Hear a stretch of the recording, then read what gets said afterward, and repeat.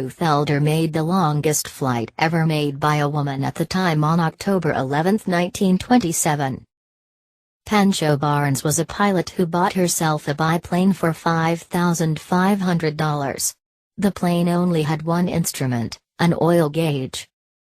Catherine Wright was the forgotten sister of the Wright brothers. She provided them financially and morally and flew with them for their demo flights in France. Harriet Quimby was the first American woman to earn a pilot's license in 1911. Her friend Mathilde Moisant was the first person to ever land a plane in Mexico City. Catherine Stinson was the first woman in the world to own a flying school. Stinson Aviation Company rented and sold planes.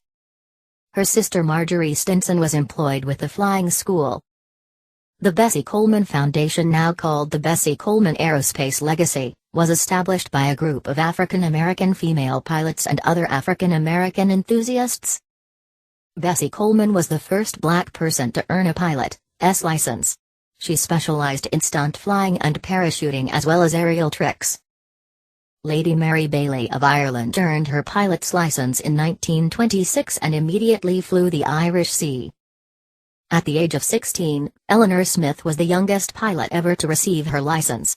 When she was 17, she was the first and only pilot to successfully maneuver a plane under all four NYC bridges.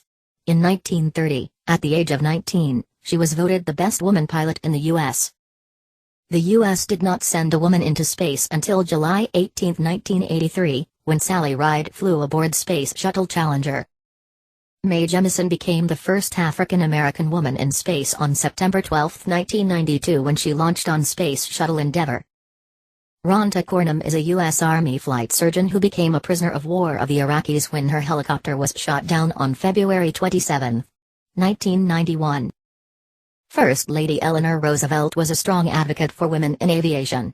She enables both races and genders to contribute their talents to the survival of the U.S. during World War II.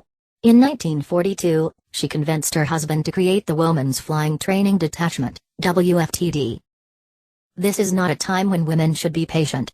We are in a war and we need to fight it. With our ability and every weapon possible. Women pilots, in this particular case, are a weapon waiting to be used.